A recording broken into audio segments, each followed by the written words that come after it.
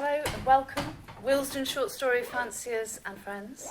I am Katie Darby. I've worked with Steve before on Willesden Herald. I judged a couple of years ago, and we work with Liars League, which is the short story event that I run, where actors read short stories aloud to a literature-loving crowd, and one of whose actors we have tonight to read some of these stories in the shortlist. So, this is it. The results of the 2022 Willesden Herald International Short Story Prize and the launch of the competition anthology, New Short Stories 12. Steve, are you allowed to show people the anthology? I know you're not allowed to buy them till after the interval because the anthology contains spoilers from the judge, Jared McGuinness. He just launched straight into what he loves so much about the winning story. There it is, look at that. Beautiful. Woo! Appreciative whistle, there we go. All right. All right, don't... Just, round two. Don't milk it, Steve. Okay, international. Yes, it is. Certainly is. Because in the short stories that have made it this far onto this 10-story shortlist, they come from writers based in Britain, India, Ireland, Italy, and Ukraine, hailing from Australia, Estonia, and Jamaica, to name but three. We are here to drive you mad with suspense by giving you everything in alphabetical sequence by author name. We have short extracts of some of the shortlists and slightly longer ones after the intervals. So if your name is missed, it's not because we've cut you off the shortlist, it's because your extract is longer and we're going to read you after the interval. Please don't worry, everyone will get a little reading. And then we will reveal who is going to lift the legendary Willesden Herald. I won't ask you to get it out of the box, Steve, is that too difficult? Or maybe display it at the interval, the legendary Willesden Herald mug. And I can attest to the quality of this mug. It's literally my favourite tea mug. It's massive, it's really tough. It keeps your drink warm for ages. It's probably worth a lot more than most short story prizes, I would say. And just a reminder that all the short stories in the book and on the shortlist, they're all winners. There was a very stiff competition. And, of course, there are 10 cash prizes, I believe, for the shortlistees as well. So, fantastic. I'm going to tell you a little bit about the writers, read their bios, and read just the very beginning of some of the stories. And then we have a treat for you with readings from the top 3 prize winners in no particular order. The book will be on sale at the end of the night. Please remember to get a copy before you go, because they fly off the shelves. And if you simply can't wait to pick up something to read at the interval, we have got a few copies of Liars League anthologies, Lovers' Lies, which is stories of sex, romance and everything in between, and the award-winning Weird Lies, also available to buy. They are £5 each. Basically, we've made the pricing structure very simple. Everything costs £5. The Willesden Herald book is £5, is that right? Yes. Oh, good, I'm glad. The Liars League anthologies are £5. Glass of wine is £5, and I think we're still doing free refills for writers, is that right? Yeah. Okay. Free refills for writers. Just don't come up too often. Okay. Our first shortlisted story is by David Butler. David Butler, by the way, is the proud possessor of an impressively long Wikipedia entry, which they don't give out easily. His most recent short story collection is Fugitive, Arlen House, 2021. His novel City of Dis, New Ireland Press, was shortlisted for the Irish Novel of the Year 2015. He cannot be here tonight because he is busy playing the lead in Death of a Salesman in Ireland. Wow, yes, a man of many parts. Shoes is a story of 2 Dublin men, one returning from abroad and reduced to living on the street, and his old friend who struggles to afford a tiny flat. As the story begins, the friend is struggling to get his gas fire to light, and because his Irish accent is much better than mine, Steve will be reading the extract from this story. Dublin accent. Start from Dublin. You, my friend, are a lifesaver. Huh, grunted Burke. The obdurate tunk had all his attention. Ricocheted like a gunshot, rattled again and again, the heater's cavernous metal belly. Twice a pale blue sprite had unfurled over the gauze, gurgled tentatively, vanished. Come on, you heap of fucking tunk. From the dilapidated armchair, Fagin splayed the toes of a waxen foot, dabbed between them with the tea towel he'd been handed. Then, between palms, he attempted to impress warmth into their numbness. You are one absolute lifesaver. Thunk! This time it caught. The gauze reddened. As though by conjuration, the bedsit grew sweet with the odour of long-spent gases. Cosy little place you have all the same. Fagin interrogated the interior for the precise adjective. What the Germans would call gemütlich. He nodded, satisfied. This dump! Burke looked doubtfully about the basement. His eye took in the sofa bed, breeze-block walls, the sink, one-armed armchair, where the other was hunched over an ugly foot, picking at dead white skin. How much would you say I shell out for this particular luxury suite? Wouldn't have a clue, brother. Go on, try. He stared hard at his lank-haired visitor, folded stork-like into the chair, too minutely preoccupied to look up. Item. A hot plate. Item. What they call a heating element, if you could call that kid's pencil an element. And you've seen for yourself that bring your own Jack's roll, Jack's top of the stairs, shared, I might add, between 6 of us. No response, beyond the companionable sniff.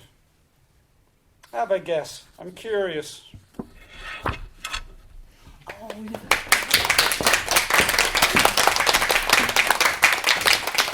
We never find out how much. Evidently, I see what you've done there. We have to buy the book to find out how much he pays. It can't be more than I paid in my King's Cross for that. Okay, now we come to Remembering, Not Forgetting by Helen Harjak. Is Helen here? There was a rumour. Yes, that's right. Helen Harjak was born in Estonia, studied literature and philosophy in Scotland, and now lives in London, where she works as a freelance journalist and copy editor. Her fiction has been published in OK Donkey, Visual Verse, Fudoki magazine, and Small Good Things, an anthology by Dahlia Books. Remembering Not Forgetting takes place in the borderlands and lakes separating Russia and Estonia. Nadezhda married young for love, but when her husband returned from war, he had changed and become a violent drunk. An old woman who was thought in the village to be a witch gave her some words to recite which were guaranteed to give strength. She escaped.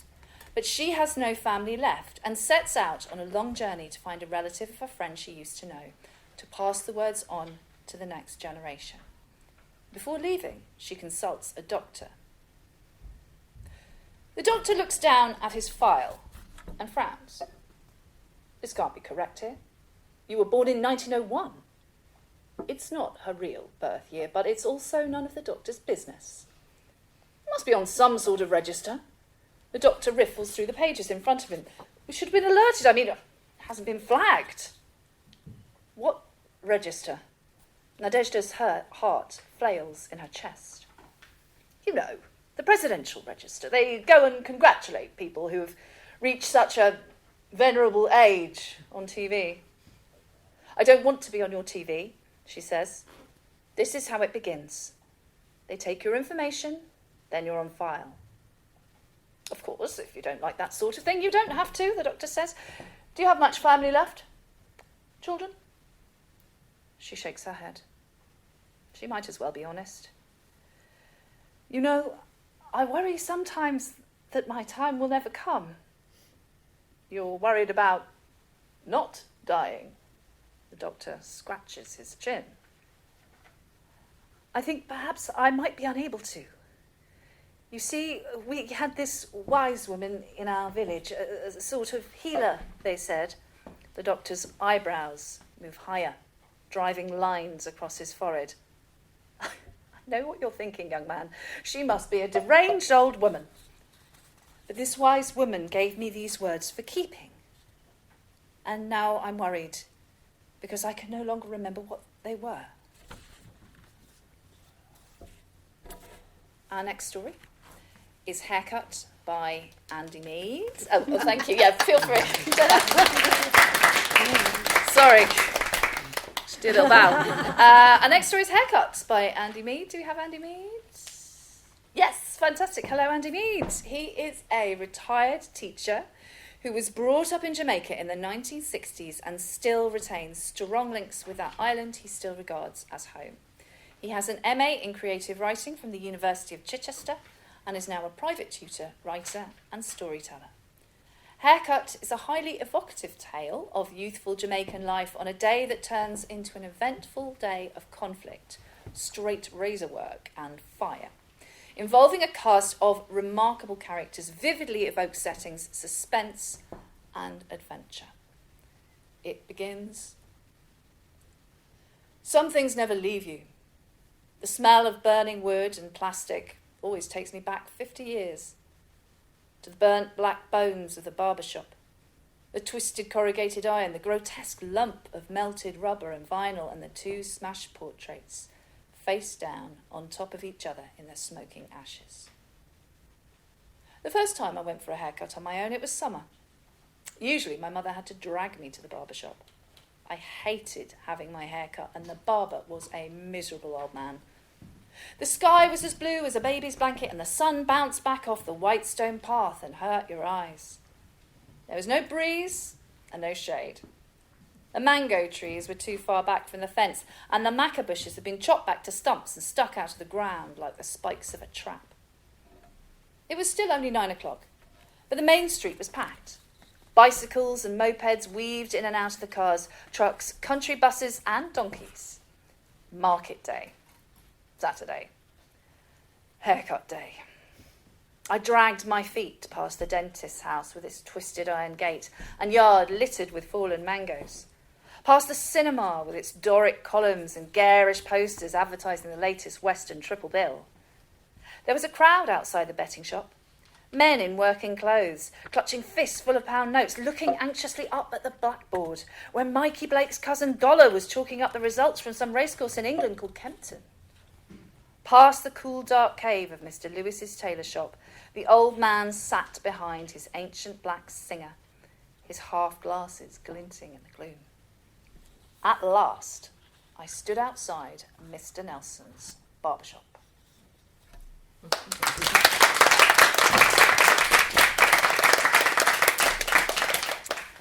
Next up is my last journey with Baron Baldanders, I'm guessing.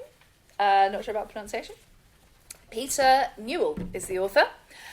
And Peter Newall was born in Sydney, Australia, where he worked variously in a naval dockyard as a musician and as a lawyer, but has since lived in Kyoto, Japan, and most recently in Odessa, Ukraine, where he sings for a popular local R&B group, the Newall Band. He has been published in England, Hong Kong, Australia, and the USA. My last journey with Baron Baldanders. How wonderful to have a contributor from Ukraine, says Steve. These are his words, not mine, which is where his short story is set. By the way, Peter is no longer in Odessa. A well-travelled man, he is currently back in Australia. In this surreal short story, we visit vividly evoked places in Galicia, the region of Ukraine, not the one in Spain, on a concert performer's grand tour with his mysterious friend, who always seems nebulous and eventually comes to a truly mind-blowing fate. I had a good number of engagements arranged in cities and towns, reaching from Lemberg to Vienna, all put in place by my admirable agent, Greta, who must know every theatre director, casino operator and hotel manager in Central Europe. She had busied herself all autumn setting up an itinerary extending over 1,000 kilometres and lasting from January to March, which would, if all went well, not only provide me with a measure of financial security, but also a platform of reputation from which to pursue performances in the biggest venues: London, Milan, even New York. But before embarking on this programme, I decided to take a tour, privately and without publicity, through Galicia with my usual, I might say, habitual travelling companion, Baron Baldanders. The Baron was a man of vast education. Indeed, I sometimes wondered whether the sheer weight of his knowledge and experience had made him tired of the world, perhaps even of life.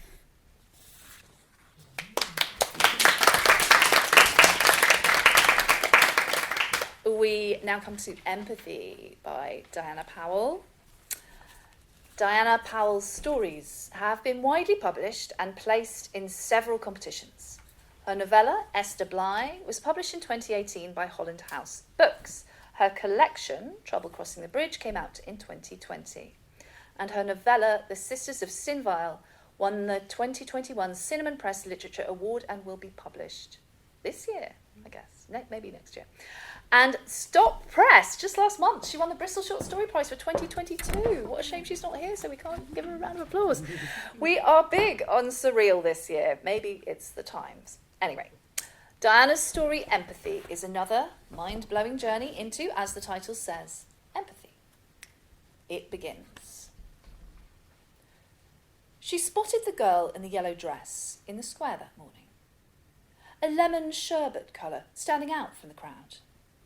Later, she saw her again, moving through the tables in front of the cafes where the tourists drank barallo and sangria. She noticed other things about her then. The way her freckled skin and Seville marmalade hair clashed against her outfit. The slouch of her makeup. The rank of blood.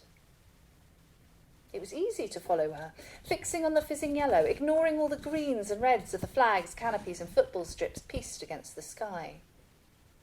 She wove through the streets towards the harbour, down into the labyrinth of alleyways. Yellow was gone now, but it didn't matter. There was no need for it, or for some ball of thread to show her the way. This close, there never was. Then round a final corner into a deserted dead end full of bruised, hulking shadows and strewn bins. She found her sitting amongst the stench of sodden cardboard and pools of food sap, crying. She lifted her up, saying, "It's okay, I can help you," and put her arms around her neck. It was simple to reach her hand beneath the swathe of orange hair where the fallen nape waited. Her fingers probed, sought, found the clasped steel and unhooked it, and still the girl didn't flinch, a puppet with cut strings against her shoulder, while Gina unclenched the teeth of the zip, one by one, down, matching the curve of the chine, down. And then she was there at the base, feeling for the bare skin, reaching lower towards the cleft, needing the flange of bone. Sacred, she'd heard it called. The place where it must begin. She knew what to do. This was the best way for large mammals, she learned.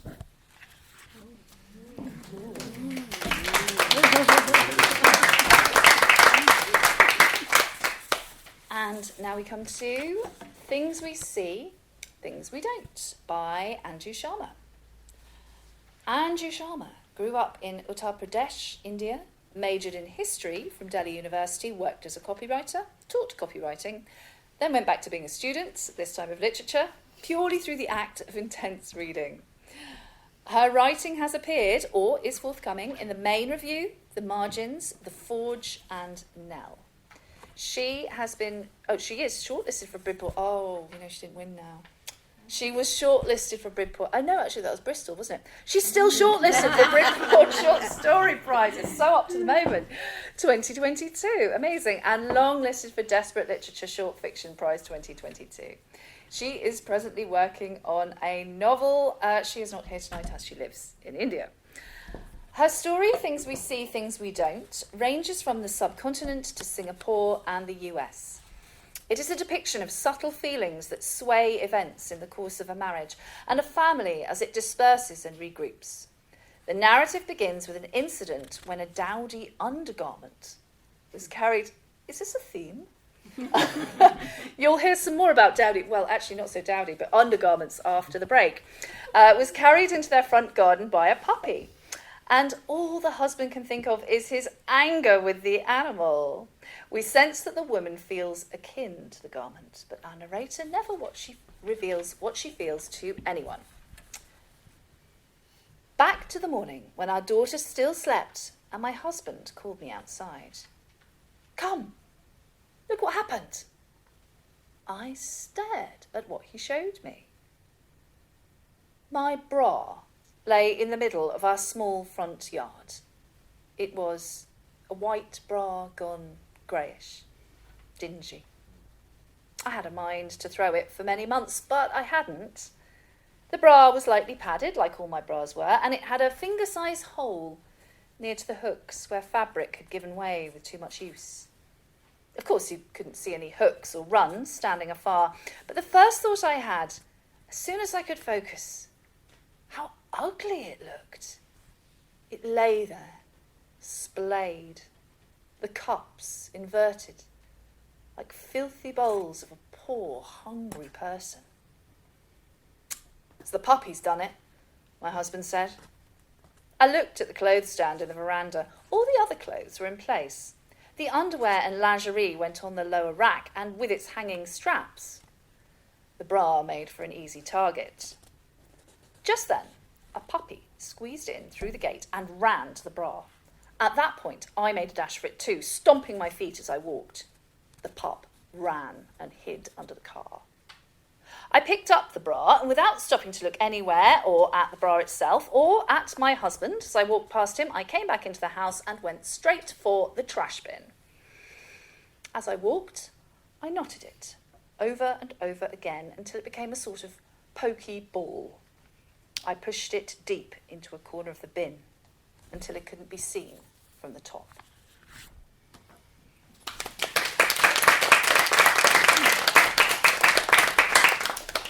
And finally, for the interval, is Forecast for Rain by Lui Sit. Is Lui here tonight? Hi, hello Lui. I hope you like my reading. So Lui Sit writes in multiple genres, including adult short fiction, memoir, and children's middle grade books. She is an alumna of several writers' development schemes, including A Brief Pause, London Writers' Award, and Penguin Right Now. Her stories are published in journals and anthologies, including Mainstream, Superlative, Short Good Things, Fudoki, City of Stories, and Out of the Box. Forecast for Rain is about a very strange event and memories of a grandmother who perhaps has not yet found rest in the great beyond. This is how the story begins.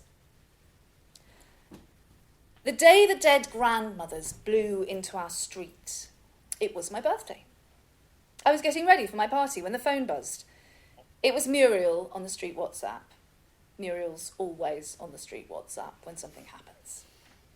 OMG, dead grandmothers. What? Are you okay? There's one stuck in Luke's tree, go look. Despite my better sense, I went outside. It was so windy I had to hold my dress down with both hands, which was annoying. I don't normally wear a dress with a full circle skirt, but it was my birthday. The street was chock full of dead grandmothers. Some were perched on the tiled rooftops alongside the pigeons, who didn't seem too bothered. Others were stuck in the fence railings, bordering the neighbours' front gardens, their limbs fluttering in the wind. They were paper-thin, semi-translucent like giant leaves, except they were animated, chatting to one another. A flock of them were floating across the road, blocking traffic. The cars didn't know what to do. drive through or back up and go around. There was lots of honking from the motorists too far back to see what was going on. They should have driven through. After all, they couldn't kill him again. "Excuse me," I said to one wearing a green knit vest. "What's going on?" She had a tough, lined face. I wasn't surprised she was dead. "You tell me," she barked, a smoker's voice, if I ever heard one.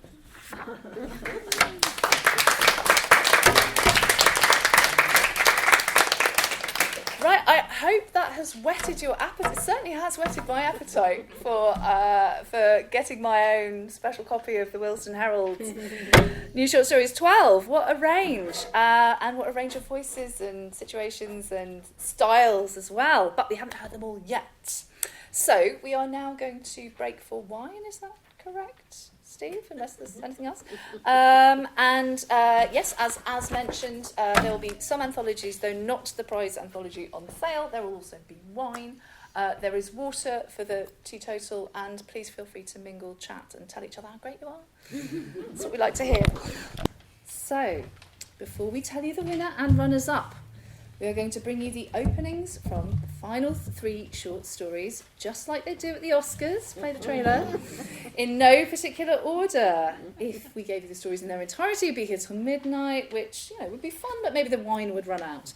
So we can only give you a taste of their many delights in the time we have left. Claire Lacey will be reading the stories, and I'm going to tell you a little bit about her.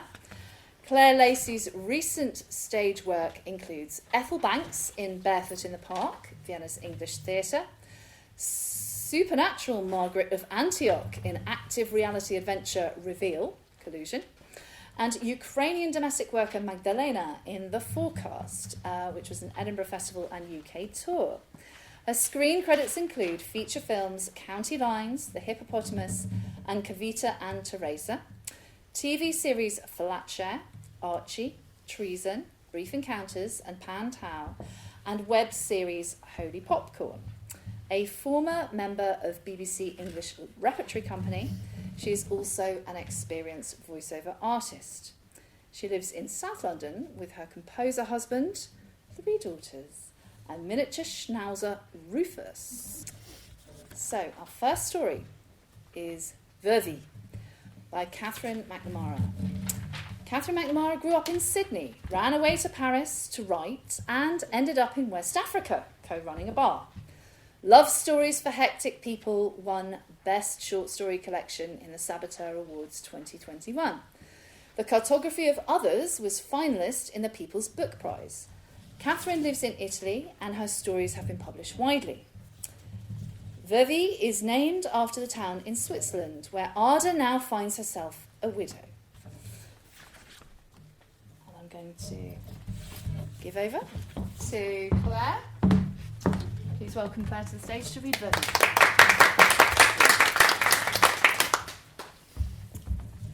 From Vevey by Catherine McNamara. Ada's fiancé was a fighter pilot from Tel Aviv, who died before her eyes in a long arm of smoke not far from the tarmac. She remembered the walk to the wreck, taking off her heels, and the weight of Georgie's wet arm. Eve had had one green eye, one grey, and made young Ada choose a colour each time they made love. Grey would command and injure. Green would spiral into her essences and claw these apart. 5 years after Eve's death, Ada married Pierre, who had indifferent greasy hair and wore glasses that were thick reflecting discs. Pierre was Swiss and liked the Ivorian girls who came into his office, but at 59, Pierre had a fatal heart seizure in Grand Bassam, and a woman was seen hurriedly catching a taxi in the street. After the funeral, Ada's dry-eyed sons, a doctor and a cellist, flew back to the States. For Ada had elected to move in with her younger sister Georgie, who lived in the mountains north of Lake Geneva. Long ago, ignoring Ada's fraudulent advice, Georgie had married a tall German with a polio limp and borne him 3 flawless daughters. Ada is in Vevey. It is her last day at the apartment. A homeless Moroccan Jew with 33 boxes, she sits waiting for the removalist's truck. Her dead husband Pierre's boxes are to the right. They aren't going any further than the local cast-off shop. If Ada were to stay here on the lake, she might easily have seen one of his African shirts on a pleased man. But it is definitive now. Everything has been sold off. In his casket, Pierre looked as though he had just relished a good fondue. Instead, he had embroiled their savings in an Abidjan hotel complex that had washed into the sea. The removal people ring to say half the office has come down with a spring flu, and the secretary has a coughing fit which ends the call. Ada is left holding the earpiece. She rings her sister Georgie, but Georgie's limping German husband answers with his unconditionally loving voice, and she's reminded that her 3 radiant nieces came from a firmament of love, unlike her own sons who were the spoils of lamplit sex. Ada puts down the phone and cries. In a week she will be sitting on a wooden bench halfway to Pinnacles, wearing Georgie's trousers with glimpses of his stagger between sheds. If Eve had not fallen out of the sky, her life would never have followed its zigzagging path between Treichville and Vevey, between riotous West Africa and leaf-strewn Europe. Eve would have taken her back to Rabat and given her a daughter. Eve would have built a stone house with alcoves for succulents. To Eve's funeral they had let Ada lead the convoy up the hill, a drenched posy in her hands and everything through the gauze of her veil. Georgie trod next to her with glossy black eyes. Ada was just 20. It should have been the day of her wedding. 5 years later, Pierre saw Ada's trained thighs dancing in Fez and pulled her down in his room when he was a coaxing man just free of his rudimentary family. Her sons were born in shattering, red-faced succession. As they grew, Ada smoked behind the bamboo screen in the corner of the patio, watching these sons cocooned on a pair of breastless, barefoot housegirls' backs. Ada peers down to the lake through the neglected ray of opaque window panes and knows that soon enough another woman's sharp-eyed cleaner will be up on a stool with veins behind her knees. There is no food left in the cupboards, naught but the last swab of coffee powder and a sandcastle of cane sugar in a bowl. She has kept enough just for this morning, thinking of bulky men requiring orders and keeping these men alert. She knows that later, when the removalists are gone and her belongings are all on their fractured immaterial paths to nowhere, her face will be a sobbing mess. She will drag her mauve suitcase onto the landing and listen to the last clench of her front doors. Ada knows at this point she will place her palms on the sage green panels, and these panels will refute her touch. She feels her bowels flutter. She ought to buy a bottle of red wine, as it seems she will have to sleep a further night here, on the mattress she'd earmarked for the Carmelites. Ada leaves the building. Down on the promenade she casts her eyes back to the apartment's gay window sashes and sees their imminent betrayal. Who could say that ownership is more than a fable? What has she owned any more than the reeking man at the train station with crisscrossed palms? She pictures the boxes choking her hall, the resume of her marriage in a plump man filling a casket, and a failed appointment with a removalist's truck. She thinks of all the stuff she has harboured these years, and how the thing she has guarded most has been the short-lived choice between Eve's unequal eyes. The dazzling afternoon bursts over Ada's shoulders and thick hair. In the distance, she sees the spine of blue mountains where her sister lives like a motionless dead end, a place where she will certainly lose her mind. She refuses any contemplation of the nutty air and preposterous dimensions. She gets Georgie on the line this time and tells her there would be no need to come down this afternoon.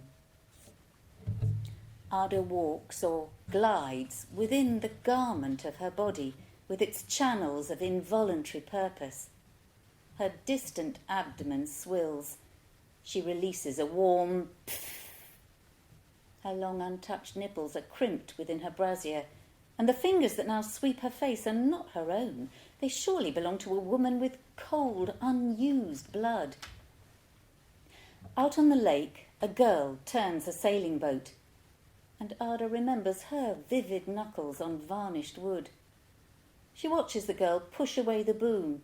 The hull swivels, and wind punches out the sail, sweeping the craft on a straight line into the waves. The removal people finally have the decency to answer, and a different, unconvincing speaker tells her she will have to wait until the end of the week. Ada gasps. This is when she envisages some sort of bivouacking in the apartment, rather than slipping into a hotel, given the buyers may as well have paid in buttons. Ada and Pierre had become so bogged in the sediment of their lives that they were friendless. Now, light-headed, angry and unconcerned, she walks into the train station and buys a baguette sandwich with tuna, sits down, pretending to wait for a train until the long packet is empty, and she brushes crumbs from her camel pants. A criss-crossed palm is extended to her, and Ada sees it as the station's vagrant. This man's unguarded eyes trace Pierre's apologetic gold pendant dropping between her breasts, and she notices for the first time with compulsion that one of his eyes is grey, the other a stimulated green. Ada asks the man his name. He replies that it is Terence. The two eyes unify upon her. Ada's spine straightens against the bricks, and her face tilts into the path of that dirty visage. Sensations of entrapment are revived. As she stares into the vagrant's mismatched eyes, an ancient oscillation, truncated and charred as her fiancé Yves remains, swings through her like a monkey in a cage. Terence. I apologise for staring, Ada says. You have such eyes. These two planets have drifted to Ada's handbag on the bench. She notes another woman giving her warning looks, but Ada peers back through him. Her eyes scout his body, which is a lean concentrate of baggy belted denim. Ruddy skin reaches down his neck. His face is a field of prickles. Could this man be a messenger? Some tributary of her fiancé's effacement? Ada's eyes take in the rough palm thrust towards her, the overturned wrist with its cuff of dirt. She feels an ugly urge to lay her cheek upon it. At the apartment, Pierre's lifeless clothes lie ironed in 5 boxes in her hall. There are winter coats, buttoned blazers, collections of Liberty ties and silk scarves, reams of trousers, cashmere sweaters she had stored each time her husband's projects detained him in hotel suites through the tropics. Ada tries to picture this rank man, washed and combed, and wearing one of her husband's African shirts, or trying on Pierre's loafers with a pair of clean white socks. Rapture and dismay surge in her body as her bladder burns, and Eve's scorched body plunges once more to the salted earth. Terence, she says, feeling the wall pressed onto her back. Terence, My husband has passed away and I have a lot of old clothing at my house. Why don't you come with me and see if there's something you might find useful? Ada knows that her sister Georgie, already concerned, would have her head on a plate. But had they not hobbled to the wreck, Georgie shielding her from the licking flames and the black nub of his head, the ash falling. Ada returns to the cafe awning outside the station and buys another tuna baguette sandwich and 2 cans of beer. The girl bobs under the counter looking for a carrier bag. Ada marks time, staring at a floodlit incline of overlapping pastries. She turns around to see Terence's palm held out to a man with his hand in a pocket. The man extracts coins that are enclosed by Terence's fist. Ada pays and snatches the bag. She marches out of the train station with half a mind to jettison it in the nearest bin. What on earth is she doing? She knows there are no charitable reaches in her soul. A dozen years in West Africa had cured her of that. She searches for deterrence while hurrying towards the promenade, where white scrolls tumble over the blue bed of the lake. She peers into a jewellery shop, the scent of her own breath meandering over her face, just as the vagrant ambles around the corner and continues after her. Ada crosses to the generous furs in a glossy window as the bag twists on her arm.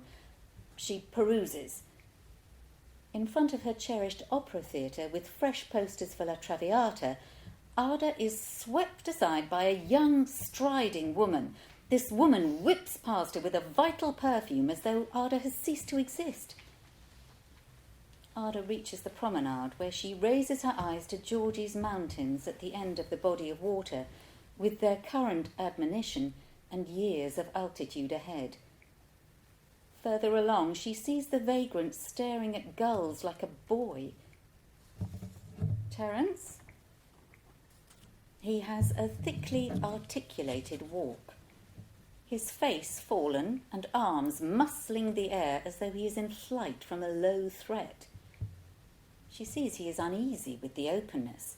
He has not followed her here to give volume to his thoughts.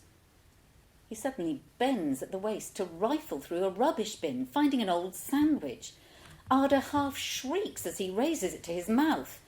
He seems unaware of her and the flapping carrier bag. She calls him again, and his eyes spring to her. But he does not walk any closer.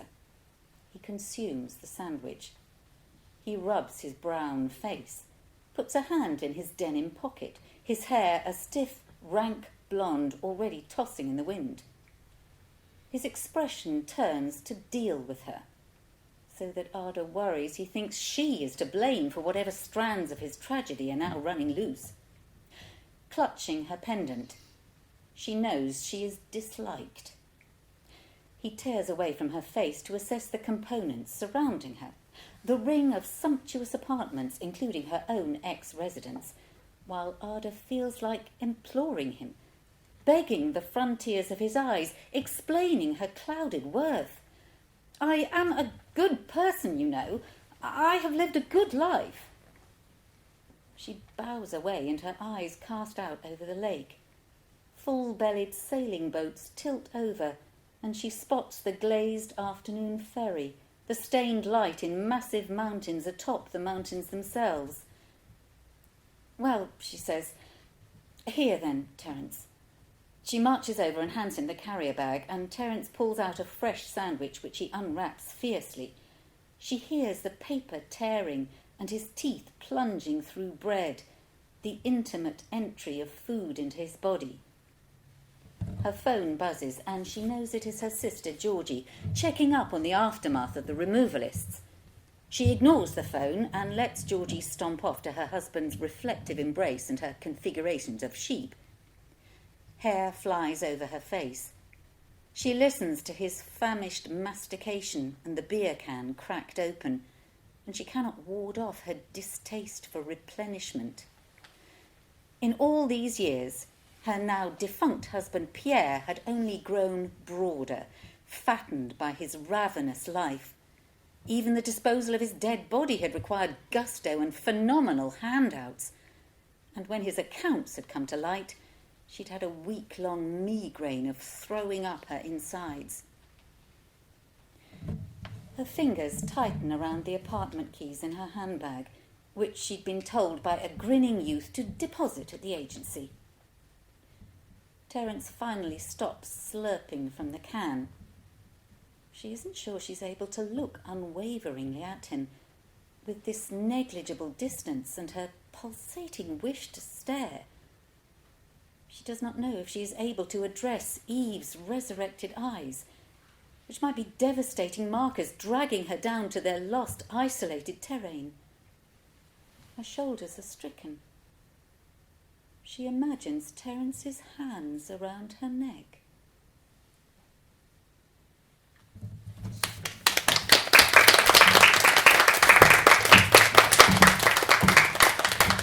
Thank you, Claire. Our next story is Cuckquean by Jackie Morris, who's sitting right there. Jackie Morris is a recent graduate of the Open University's MA in Creative Writing 2021. She writes short form and flash fiction and spends far too much time on Twitter, although possibly less now. Have you moved to Macedon yet? Or? It's me. Oh, I'm so sorry. Oh, right. Whoops. No, not yet. No, give it time. Okay, my apologies.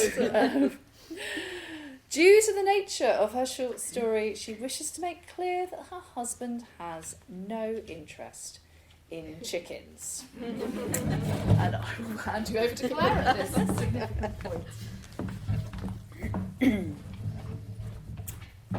From Cuckquean by Jackie Morris.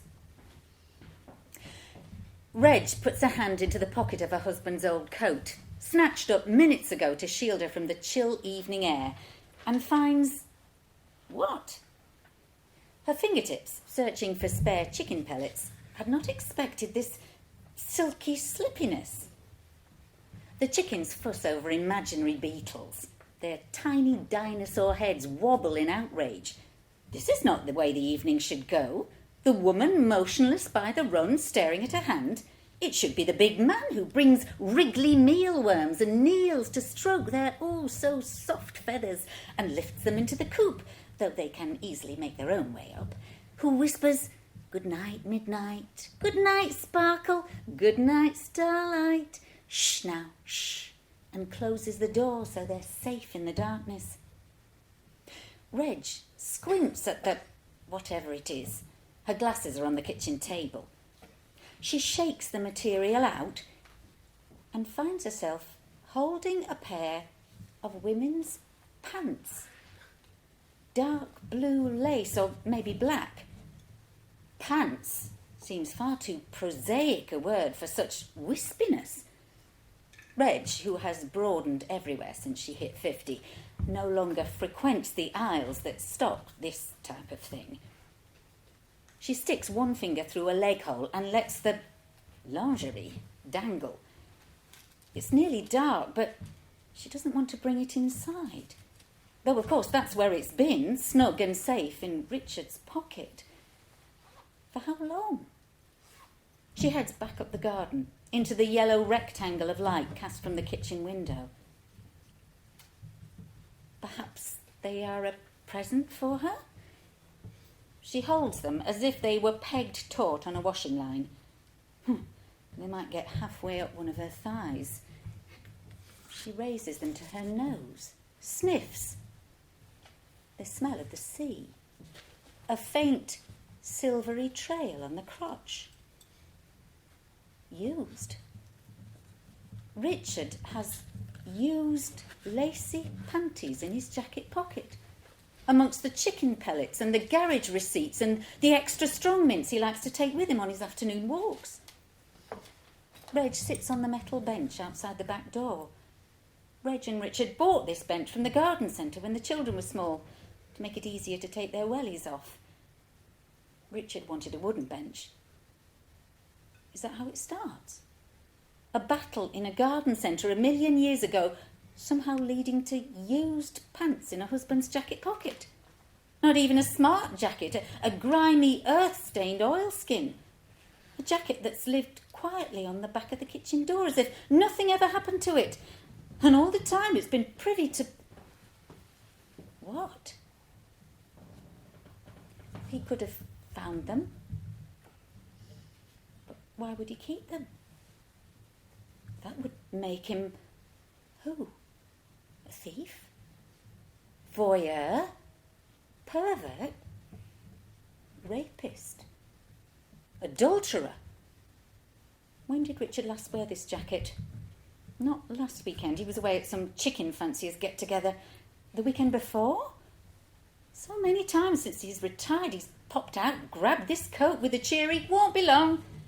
So many times she's watched the tall, white-haired streak of him, hands in pockets, stomped down the garden and out of the back gate.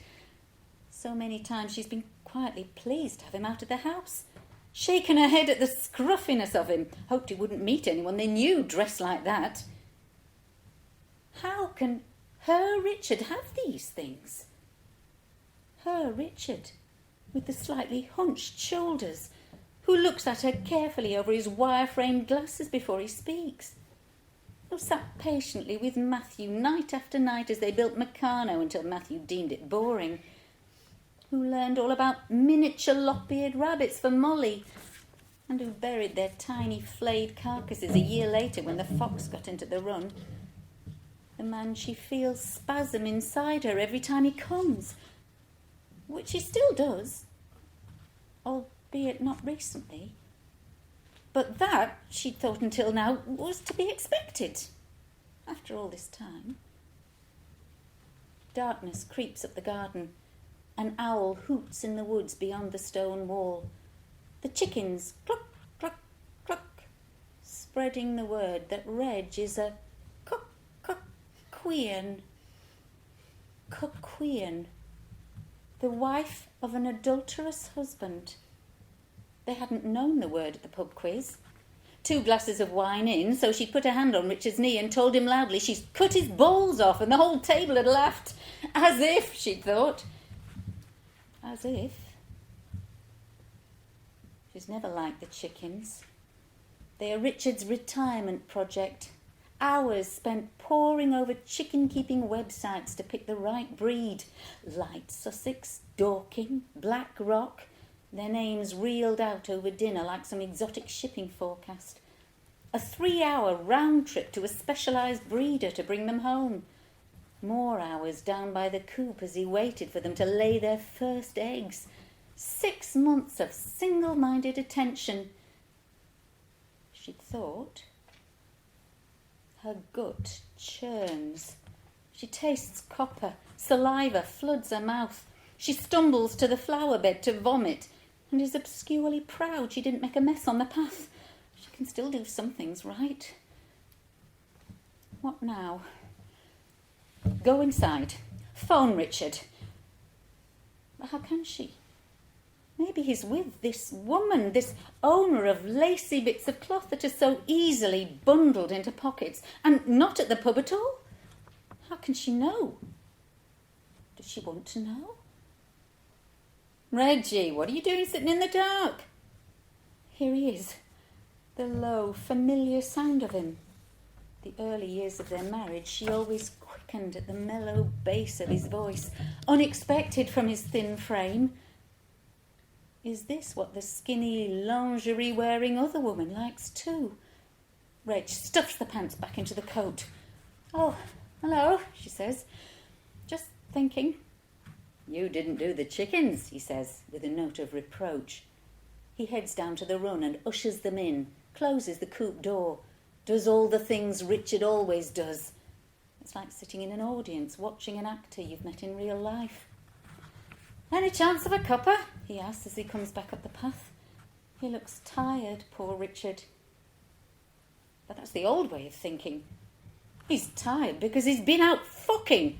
Because whilst she's been here playing house, he's been out fucking in an alley or in his car or up against a tree in the woods. And the irony of that, she thinks, is it was her who wanted to do all that fucking and him who said no. Too tired, got to get up early, too tired. until her hand stopped sliding over his back at night and fell between her own legs instead. She's been tempted once or twice over the years.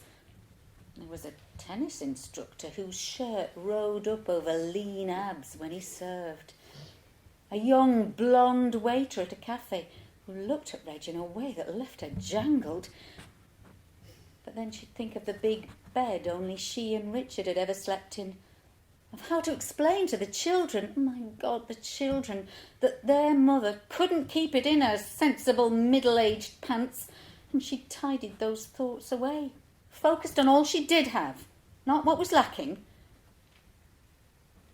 In the kitchen, she hangs his coat on the hook while he fusses with 2 mugs and the milk.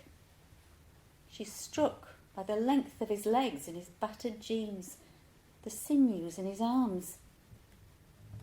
Do you remember when we met? Of course. He squeezes the tea bag on the side of the mug with the spoon. You carved our names on that tree. Bloody terrifying. My first kiss, and there I was, tattooed onto a tree with you. They smile at the same time. It's an old story. He never asked why she owned a penknife, even once they were married, when she slept with it under a pillow. These days she keeps it in the kitchen drawer, a relic to remind her how she snagged Glenister's eldest, the one destined for law school after the holidays. Spotted Dick, the lads called him because of the acne spattered over his face. Spotted Dick, a boy who couldn't believe his luck when the wild girl in the leather biker's jacket went over and asked for a sweet from his can. And then a surprise, a delicious, unexpected secret.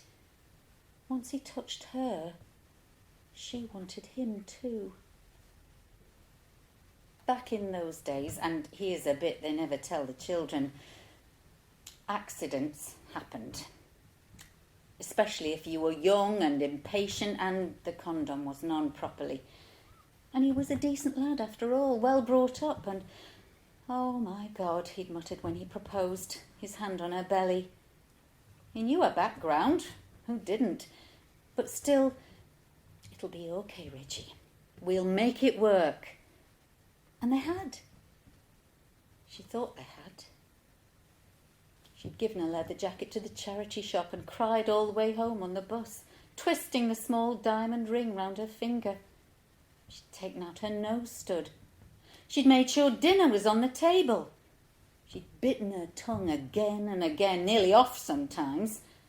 She'd done everything he wanted, hadn't she? Richard puts a mug of tea on the table. She grabs his hand.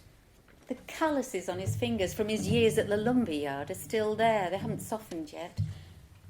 She kisses the palm of his hand once, twice, and reaches up on tiptoes to kiss his lips, full-tongued, urgent, a kiss to remind him, to remind her. He sleeps immediately afterwards. His eyelashes flutter now and then.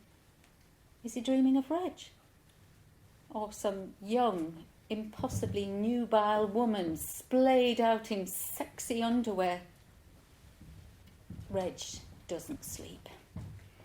She doesn't sleep and doesn't sleep and doesn't sleep and doesn't sleep until light seeps through the chinks between the curtains they've had since the children were babies. In the grey morning light, Richard half wakes, mutters. Reg's chest aches like she's been kicked and bruises are forming. Richard breathes deeply, turns on his side. He's always had a hairy back. She stared at it often enough, pushed herself against it late at night for comfort.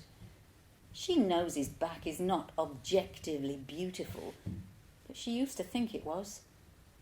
This morning it's just an old man's hairy back.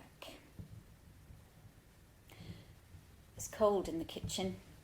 Her mug from last night sits on the table where they left it. She fumbles in Richard's jacket and pulls out the pants. Navy blue, it turns out, with a tiny red rosebud embroidered in the middle. Cheap, flimsy. She tries to imagine how the conversation could go. Reg, I found these. Richard. Oh, yes. Found those in the woods. Bit weird. Forgot I had them. Reg. Or Reg. What are these? Richard. Reg, it's a terrible mistake. I have these urges. I'll seek help. Don't leave me. Reg. Or Reg. Richard, can you explain this? Richard. Reg. Richard? Richard, quietly. I didn't know how to tell you. I love her. Reg. There's a rich, buttery slant of light that slides through the kitchen window and warms the tiles at about 2 p.m. this time of year. Reg had assumed she'd always be here to see it, every spring until she died or they carted her into a care home. The thought of it makes the back of her throat constrict until she is saturated with unshed tears, unable to move in case they spill out. She needs to rid herself of this feeling. But how? She stuffs the pants into the mug. Cold tea sloshes out onto the table. Good. Good, but not enough.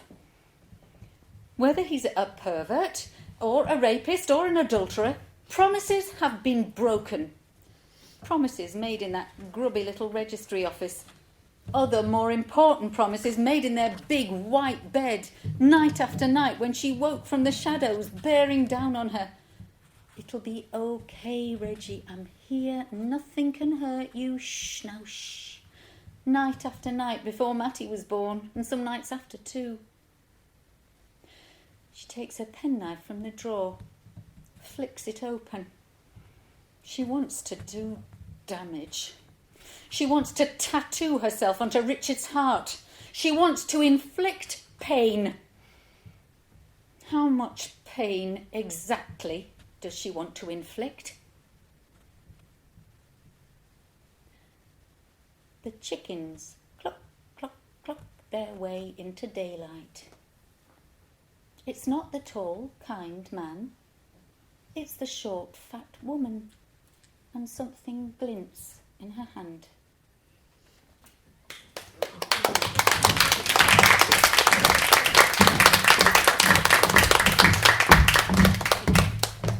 Thank you. Our final story before the big reveal is Hotline by Zakia Udin. Zakia Udin is a short story writer whose previous work has been published by The White Review, The Stinging Fly and Granter. She lives in London. Ready, Claire?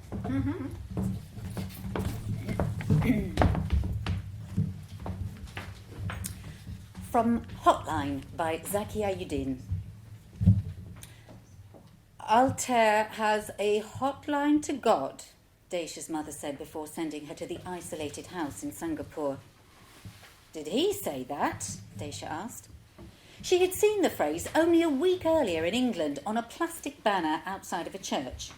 Do you want a hotline to God? Call 0800 1999 1999. She remembered because it was the same digits as the year, making it sound like a time-limited offer. You can call him Uncle, her mother said. She lay in bed, where she'd been since arriving in Sylhet. He's very religious, but still modern. A powerful man. He's going to build a bridge from Singapore one day, she carried on. He has a family house near your great-aunt. I'll collect you as soon as I'm better. Altair picked Dacia up from the townhouse in Sylhet.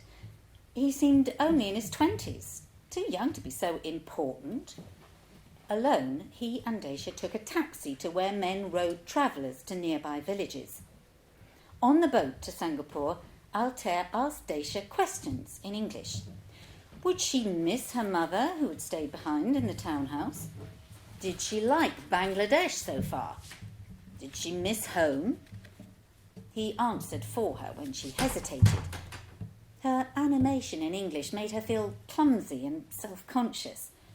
Her Seletti was faltering and childlike, but it was almost easy to be with him.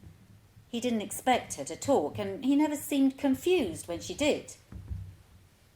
The bankside hawkers thinned out and the trees thickened as they slid from the city. Altair's eyes were the colour of sucked green pastels in the steady afternoon light.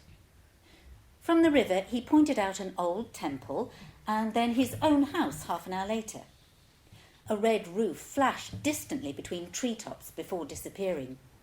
He started speaking rapidly to the boatman and she could no longer follow what he was saying. When they arrived at the small dock, Altair gestured for her bag. She held on to it. The bag was light, clothes given by her aunts, her baggy jeans and hoodies from London unsuited to the weather. He glanced back now and then, but otherwise walked ahead up the incline and into the forest. The dank path was loud with birds. After 20 minutes of padding, a mottled building loomed out of a widening gap. "This is your old family home," Altair said, when they reached the edge of the giant clearing.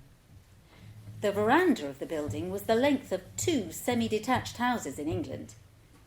Before he could knock, a round woman with yellowing hair and keys dangling from her waist opened the large central door and squinted out of the dusty dark. "Don't you recognise me, Moina, princess?" she asked, propping her walking stick against the doorframe. She thumped Dacia's back and rested her hands on the protruding outline of Dacia's bra. "Of course," Dacia lied. This must be her great-aunt. The ancestral home had long been vacated by her dead father's family. Now only Farah lived here. Farah took hold of Dacia's bag. She led her through a moat-filled reception stuffed with glass cabinets and out into a quad full of fleeing chickens.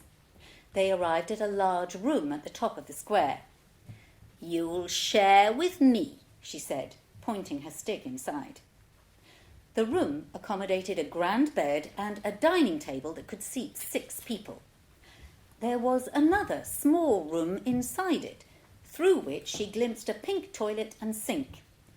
"En suite," Farah said, nodding. "Can I sleep on my own?" Dacia asked. "Don't you like me, Moina? This is Aram," Farah said. She stepped inside and gestured for Dacia to follow. "Comfortable," she said, spreading her arms. When she left, Dacia closed the door. She was alone for the first time since leaving Sylhet that day. Her great-aunt pushed the door open again with a stick and shook her head before moving further up the quad. Dacia listened to Altair and Farah through the barred window.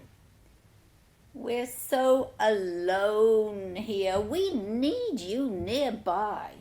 You're so good with the young people, although 14 is not young," Farah said.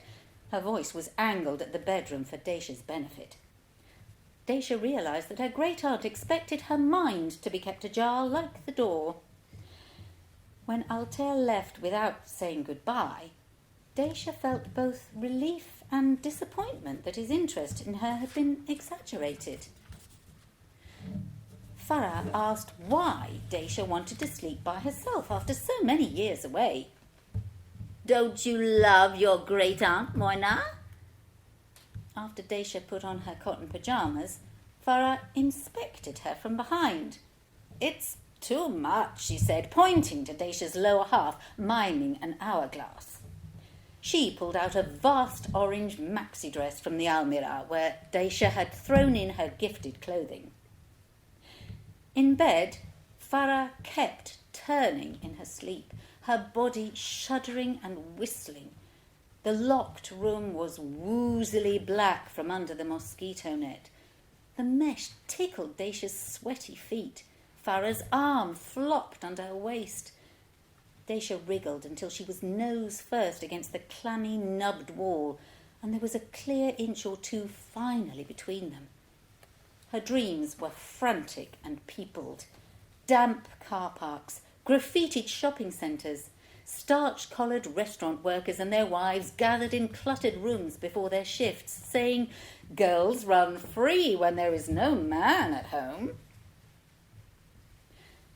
After a few days, her great-aunt tasked her with shelling beans and feeding the hens. But Farah found overseeing chores so stressful that she insisted on doing most of them herself, only retiring for her lengthy midday nap. Daisha explored the house when her great-aunt was sleeping. She rifled through the cabinets full of gifts from visiting relatives. She pocketed dried-out cigarettes, a small portable radio, and a blush-pink romance in English. She read it in the evenings before bed. The creased cover had a picture of a busty white woman and an unshaven white man with his tie undone. Daisha peeled her split ends in a drowsy trance after rereading the dog-eared pages. One morning, Farah was nowhere to be found when Daisha woke up. Propping the front door open, she ventured towards the blue waterlogged fields that lay in the opposite direction to the river. Farah appeared in the distance. She raised her stick to indicate that Daisha should go back inside. Daisha later learnt that her great-aunt sometimes rushed to her husband's grave if she had news to share, such as having her first guest in months. When Farah returned, she told Daisha never to go outside on her own. "Why not?" Daisha asked. "Anything could happen out there," Farah said. When Daisha asked what the anything was, the older woman looked away.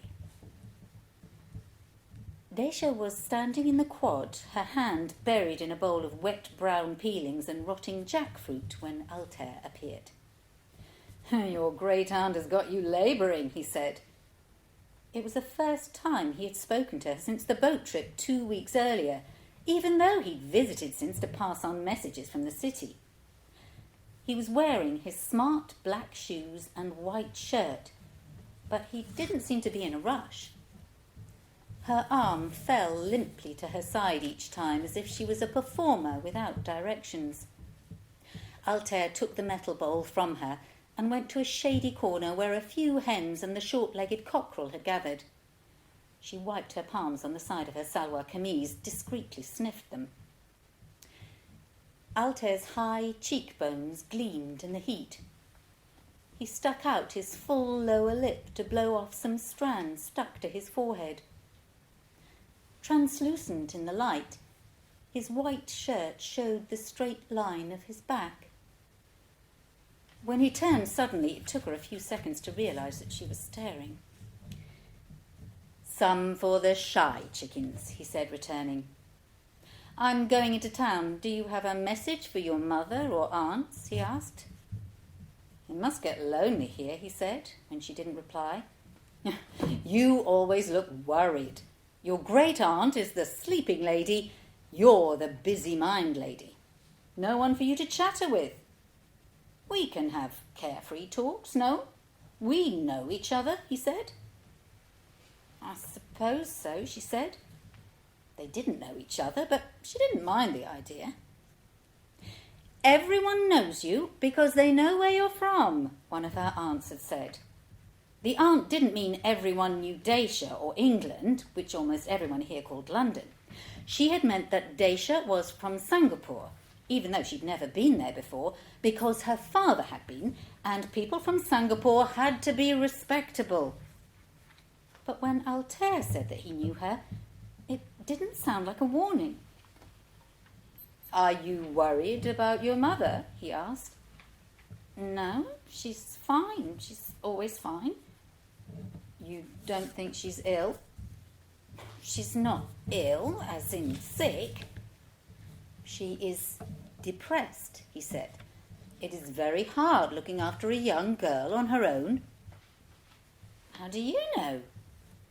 "I know. Your mother told me. I know what it is like being your age. Other girls come here to visit. They're also unhappy." She imagined him talking to other girls. Oh, if only they were all here. Think of this as a calming holiday, not a punishment, Altair said. The word punishment soured the air. His head was lowered as if he was listening to a noise that only he could hear. What would you be doing in England? Anything more exciting than this? He asked. He handed her the empty bowl. One afternoon, Dacia used a spare key that she had found in one of the cabinets to sneak out of the house. She could hear her great-aunt snoring as she left. She walked out onto the field and came across an old split bucket. Sitting on it, she began to smoke. The dried-out tobacco scorched her throat. She turned on the radio. The hook from a pop song she didn't like resounded in the air. She'd made fun of it for sounding so stupid and sentimental, but now the nonsensical, insistent lyrics made her feel homesick. Not long before the summer holiday began, she and her friends had worked their way through old videos, living room curtains drawn, The Devils, The Exorcist, Rosemary's Baby. When they weren't watching films, they hung out in the park smoking weed. An old man who ran the Taj Mahal restaurant nearby saw her with a boy, a friend, not even the one she'd got hold of a few weeks earlier, and told her mother. He confirmed what all the elders in the town suspected, that she was out of control and her mother needed help. After many phone calls, her mother announced that the pair of them were going abroad for the summer to stay with her sisters.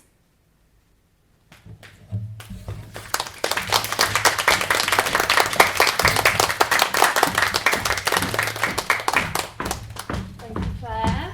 Well, they've come a-knocking and we can't stand any more suspense. So, these are the verdicts of the judge this year, Jared McGuinness. Now, Jared, you may or may not have heard of, but he's blown up over the last year or so, not literally, thank God. Jared was chosen by The Guardian as one of the UK's 10 best emerging writers. In the past year, his debut novel, The Coward, published by Canongate in 2021, can recommend, have read, was selected for BBC Two's Between the Covers, BBC Radio 2's Book Club, and listed for the Barbellion Prize. It is currently nominated for major prizes in France. In its French translation, I think it just won the Prix Étranger, didn't it? Yeah, so amazing. Which is a huge major prize in France. His short stories have been commissioned by BBC Radio 4 and published internationally, and he used to be a member of the Willesden Green Writers' Workshop. Yay. He now lives in Marseille with his wife and 2 small children. He sends his apologies and his compliments to all the writers, and he's sorry he can't be here tonight. I will read you Jared's words from the anthology introduction. In third place, drum roll please, is Cuckquean by Jackie Morris. Jared says, it demonstrates the deft movement through a narrative, knowing when to speed up, slow down, jump cut, etc. The story manages to capture the psychology of the characters perfectly in rich scenes of an everyday tragedy until it drops you off at the gut punch of an ending. Steve, are you presenting or? Yeah? Fantastic. And this is your prize, Jackie.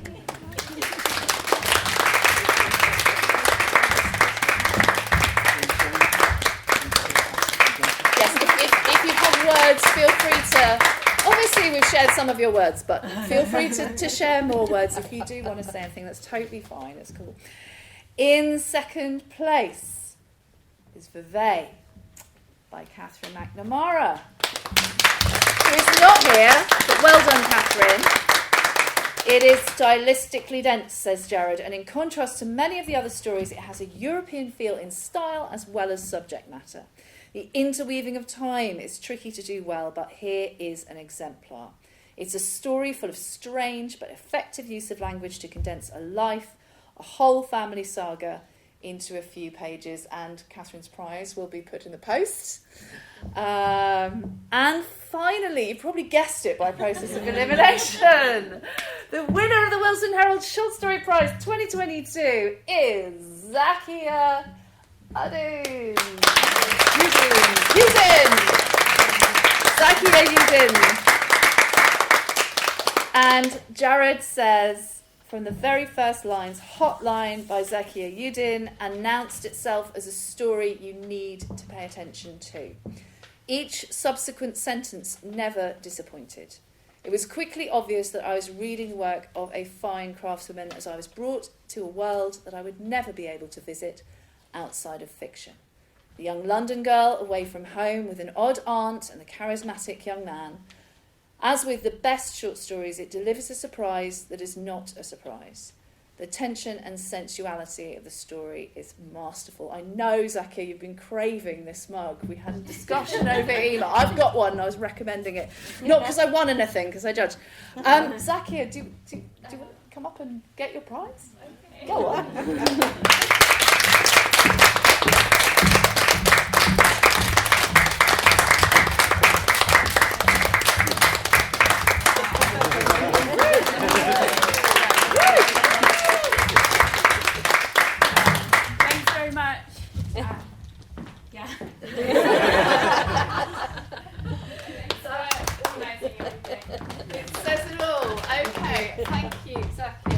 Willesden Herald new short stories have now been released into the wild. You are able to buy them if you wish to, because it had spoilers at the front. Now Steve is getting them out, and if you want to grab a glass or two more wine, you can probably get them in. Thank you so much for coming. Thank you everyone for your stories. Thank you so much, Claire, for your beautiful readings, and Steve for organising, obviously. Good night.